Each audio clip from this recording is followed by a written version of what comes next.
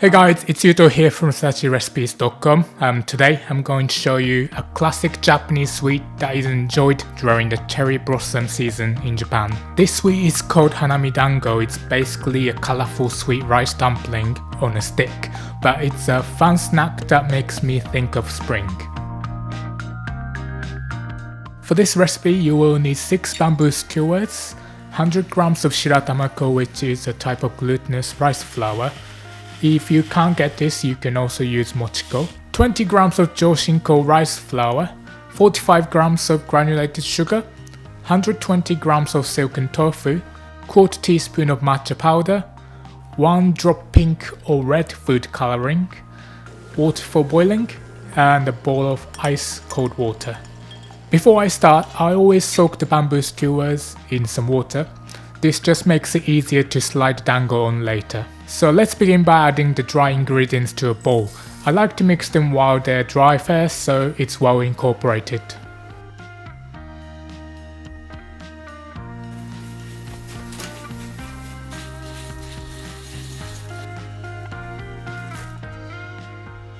Next we're gonna add silken tofu 1/3 at a time. Just mix it with a spatula until you have kinda scrambled egg looking texture. It's important that you use silken tofu, not firm tofu. It keeps it nice and soft. You might be wondering about the difference between shiratamako and joshinko. Well, as you probably noticed, the texture is very different. Shiratamako is like these coarse granules, whereas joshinko is very fine. Once you reach this consistency, you can start kneading it. If it's too dry and crumbly, you can add a bit more tofu. If it's too wet, you can add a bit more joshinko. Sometimes different tofu brands have different results.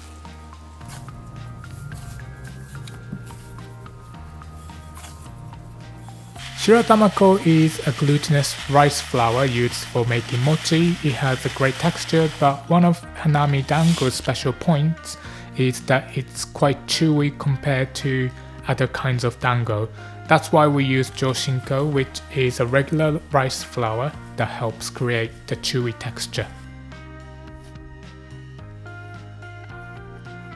Once your dough is smooth and has the consistency of Play-Doh, divide it into 3 pieces. I like checking that the pieces are exactly the same using digital scales, but it's not essential.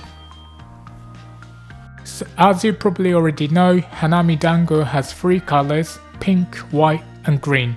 So one piece is staying white and doesn't need anything. We can roll it into bowls straight away. We're gonna roll 6 bowls in each color. Each bowl should be about 15 grams.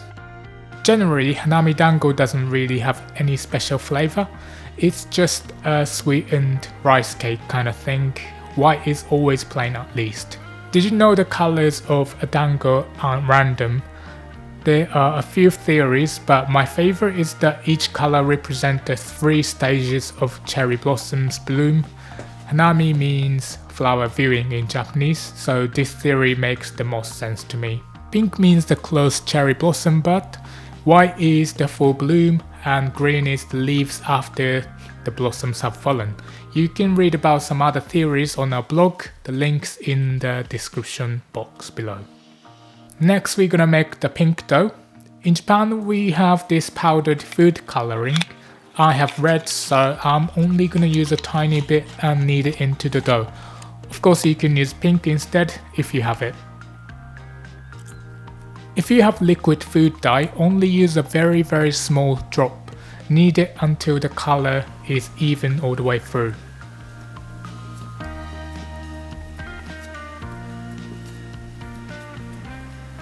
I want to add a bit of flavor to my dango, so I have this cherry blossom essence that I found. It's the perfect flavor for spring. You can use any flavor you like, just add a few drops.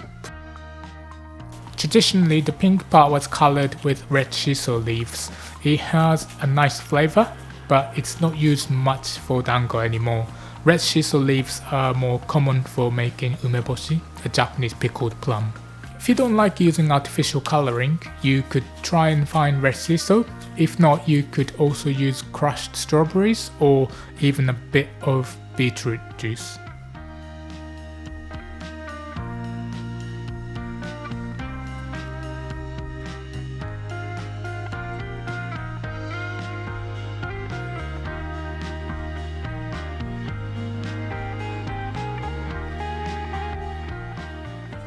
Finally, we're gonna make the green. I'm using matcha powder for this, which adds some nice flavor as well. I use 1/4 teaspoon of it. You can add a little bit more for a darker green, but no more than 1/2 teaspoon. Again, just knead it until the color is even all the way through. If you don't like matcha, you can use a bit of green food coloring instead. So roll them up and next we're gonna boil them. Traditionally, the green would be colored with a Japanese plant called yomogi. Yomogi has a kinda earthy, herby kinda taste, and I'm not a huge fan of it, to be honest. It's also hard to find outside of Japan, so I thought matcha is better. Bring a pot of water to the boil and add the white dango first. We're gonna boil them separately so that the colors don't run. So start with white, then pink and green last. When you first add them to the pot, give them a gentle stir to make sure they don't stick to the bottom.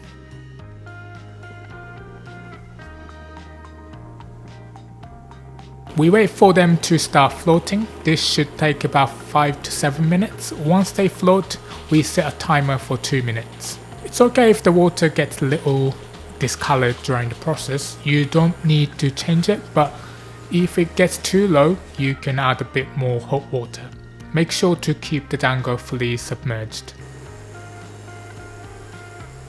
Once they're all cooked and your 2-minute timer is up, transfer them to a bowl of ice cold water to cool them down. Leave them for a few minutes.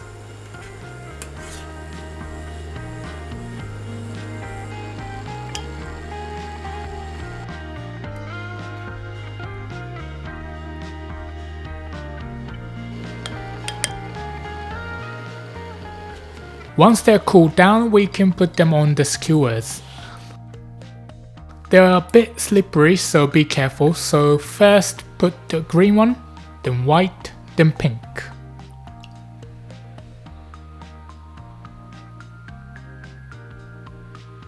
Obviously these dangos have been in water and they're wet. I like to air dry them by placing them in this upside down colander. The little holes just about fit the bamboo skewers, so it works very well. I've tried drying them with a paper towel, but it leaves a print and the dango is quite sticky, so sometimes the paper gets stuck.